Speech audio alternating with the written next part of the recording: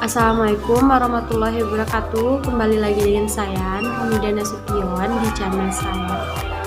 Nah teman-teman, pada kesempatan ini saya ingin berbagi masih seputar dengan jurnal juga, sesuai dengan vlog saya sebelumnya itu berkaitan dengan jurnal terakreditasi. Nah pada saat ini kebetulan adalah ulang tahunnya perkumpulan pengelola jurnal pendidikan anak usia dini Indonesia yang pertama. Itu tepatnya berdirinya itu nggak salah pada tanggal 24 Juni 2019. Nah tepat ini adalah 1 tahun, berarti udah 1 tahun berdirinya pengelola PAUD. Semoga dapat menghantarkan penulis-penulis jurnal termasuk saya juga, karena di nasional maupun di internasional. Selamat ulang tahun, semoga PPJ PAUD semakin jaya dan sukses selalu. Jadi yang saya ingin bahas di sini adalah sesuai dengan banyaknya pertanyaan-pertanyaan yang muncul dari teman-teman, jurnal itu apa sih gitu kan, submit, publish dan lain sebagainya. Pertanyaan-pertanyaan yang seputar dengan dunia jurnal itu banyak yang muncul. Jadi di sini di vlog ini khusus lagi karena ulang tahunnya PPJ PAUD yang pertama, jadi saya ingin mempersembahkan dan ingin berbagi kepada teman-teman, khususnya nanti calon mahasiswa ataupun mahasiswa baru, nanti bisa maksudnya tidak bingung lagi apa sih jurnal itu dan pertanyaan-pertanyaan yang seputar jurnal. Nah sebelum teman-teman simak, jangan lupa di like, di komen, dan subscribe.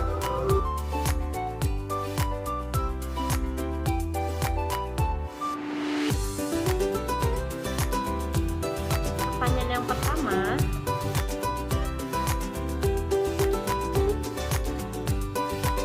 nah jawabannya adalah jurnal adalah publikasi yang diterbitkan secara berkala oleh suatu instansi ataupun organisasi yang mana itu memuat suatu artikel ilmiah ataupun yang disebut dengan artikel akademik, yang mana di dalamnya itu berupa artikel penelitian ataupun artikel hasil pemikiran dalam bidang ilmu tertentu pastinya, seperti pendidikan, ilmu sosial, kebudayaan, ilmu politik, dan lain sebagainya.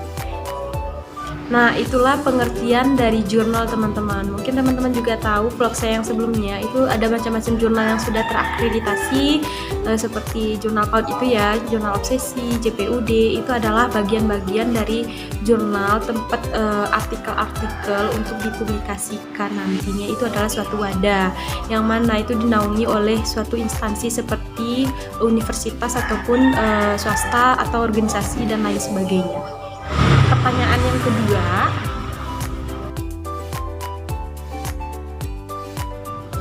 nah banyak yang bingung teman-teman biasanya antara jurnal dan artikel. Terkadang ada yang menganggap itu adalah sama dan ada juga yang bertanya-tanya apa sih perbedaannya. Nah saya akan menjawab dari berbagai sumber yang saya dapat juga dari media-media sosial yang ada ataupun di website yang ada juga. Itu saya simpulkan bahwa artikel adalah hasil pemikiran ataupun hasil penelitian yang dituangkan oleh ahli, baik itu ahli pendidikan, bahasa ataupun mahasiswa seperti kita, itu menuangkan pemikirannya ataupun hasil penelitiannya dalam bentuk artikel. Nanti itu ada formatnya, yang nanti ada latar belakangnya dijelaskan, ada metode yang digunakan. Nanti saya akan jelaskan di vlog saya yang selanjutnya, itu template-template jurnal ataupun bagian-bagian jurnal yang harus teman-teman tahu, dan lagi terutama mahasiswa juga harus tahu. Jadi hasil pemikiran ataupun hasil penelitian yang nanti diolah, nanti akan dipublikasikan dalam jurnal. Nah pertanyaannya tadi banyak juga yang nanyain jurnal dan artikel itu sama atau tidak. Pastinya jawabannya adalah berbeda, yang mana jurnal itu di dalamnya ada artikel-artikel hasil pemikiran, hasil penelitian yang sudah dipublikasikan. Jadi bagian-bagian dari bermacam-macam artikel, baik artikel seperti artikel PAUD, dari misalnya judul artikelnya seperti baik motorik kasar, motorik halus, bahasa, sosial emosional dan lain sebagainya. Itulah yang bermacam-macam artikel yang tergabung di dalam jurnal, misalnya baik jurnal obsesi, JPUD, jurnal lain-lainnya gitu. Pertanyaan yang ketiga,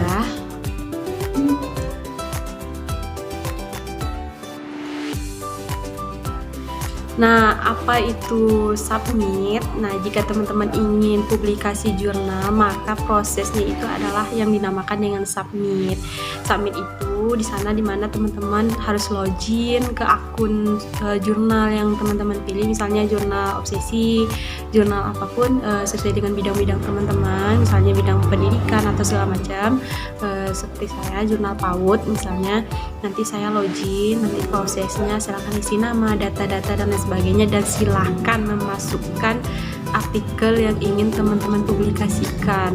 Di sana nanti ada ada susunannya, ada pemberitahuan, ada langkah-langkahnya, silahkan teman-teman ikuti. Dan proses itulah tadi yang dinamakan dengan submit jurnal sampai nanti jurnal teman-teman dipublish. Nah, pertanyaan yang keempat,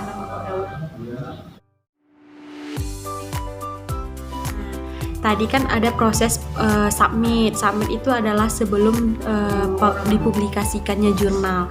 Nah, berarti banyak pertanyaan, apa sih publish itu atau publikasi? Publish itu sama dengan publikasi, yaitu menerbitkan artikel yang sudah direvisi, sudah direview, seperti itu. Nah, jika sudah sesuai dengan ketentuan yang ada, sudah sesuai dengan template atau sudah sesuai dengan aturan-aturan jurnal yang jurnal tempat teman-teman memasukkan atau mensubmit jurnal tersebut, kalau seandainya sudah sesuai, pokoknya sudah pas sesuai dengan kata editornya, silahkan nanti berarti jurnal teman-teman sudah bisa dipublish atau dipublikasikan. Pertanyaan yang kelima,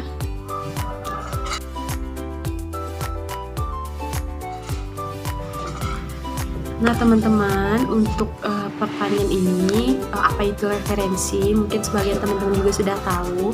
Referensi itu jika teman-teman ingin publish, ingin submit jurnal, nanti jurnal teman-teman itu tentunya ada daftar pustaka. Nah, di daftar pustaka itu adalah referensi-referensi yang teman-teman ambil untuk membuat jurnal teman-teman. Kalau tidak ada referensi, teman-teman pasti tidak akan bisa membuat jurnal, dan tidak ada acuan dan tidak ada sumber informasi yang teman-teman peroleh. Seperti kita membuat tesis ataupun membuat skripsi atau membuat makalah ataupun karya ilmiah lainnya, tentunya kita juga mempunyai referensi yang ada.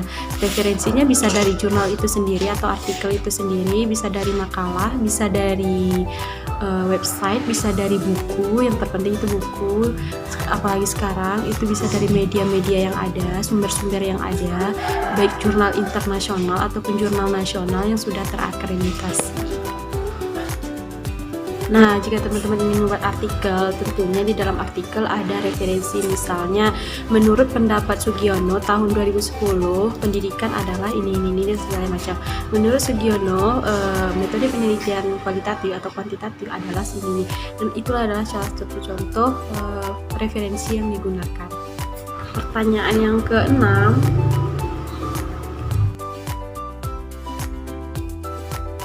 jika teman-teman ingin membuat artikel, apalagi sudah submit artikel, teman-teman sudah masuk ke jurnal tersebut, maka salah satu syarat submitnya ataupun revisinya nanti untuk publish, teman-teman harus sesuai dengan paduan template jurnal masing-masing, baik jurnal apapun, jurnal nasional tempat teman-teman submit, maka harus mengikuti template yang ada. Baik, sebaiknya teman-teman sesuaikan template-nya itu template terbaru, misalnya template tahun 2020, dan jangan menggunakan template 2019 ataupun template yang sudah lama.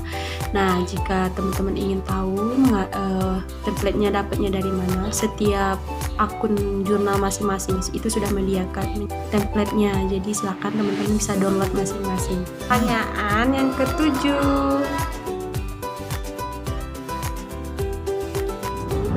kalau mengenai review itu berkaitan dengan pengecekan kembali mengenai jurnal-jurnal ataupun artikel teman-teman yang sudah disubmit tadinya oleh tim editor, tim khusus yang akan mereview, yang akan melihat apakah ada kesalahan atau ada yang harus diperbaiki atau seperti apa dari artikel teman-teman, ataukah layakkah atau tidak layakkahnya akan dipublish nantinya. Itu tergantung dari hasil reviewnya. Nanti hasil reviewnya itu akan diberitahukan pada teman-teman, biasanya melalui email ataupun melalui WA ataupun melalui nomor telepon secara SMS ataupun telepon. Pertanyaan yang ke-8. Nah, untuk pertanyaan yang ke-8 ini mengenai revisi jurnal, itu mungkin kebanyakan teman-teman tahu, revisi itu adalah memperbaiki dari kesalahan. Jadi dari proses review yang telah dilakukan tadi, itu kan diberitahukan reviewnya, kesalahan teman-teman yang ini dan yang harus diperbaiki seperti ini. Nah, nanti silahkan teman-teman revisi sesuai saran dari editornya seperti itu, atau saran dari tim reviewernya seperti itu teman-teman. Pertanyaan yang ke-9.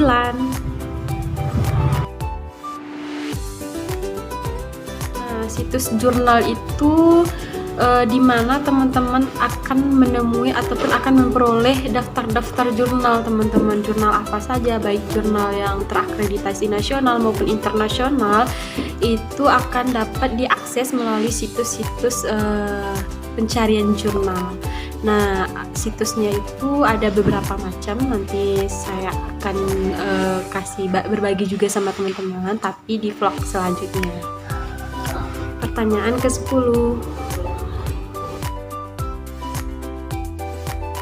Nah teman-teman, berkaitan dengan terbitan berkala yang biasa disebut juga terbitan berseri, ini biasanya adalah koleksi dari organisasi, instansi, yayasan, universitas, perguruan tinggi dan lain sebagainya yang berkaitan dengan jurnal, yang dimana itu terdiri dari beberapa karya-karya artikel, kumpulan artikel karya-karya orang-orang lain, itu dikumpulkan dalam satu terbitan. Biasanya itu bisa jadi terbitnya dalam 1 bulan, 2 bulan, 3 bulan, nanti disusun.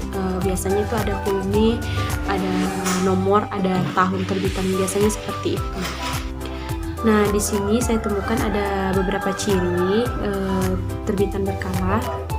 Saya bacakan.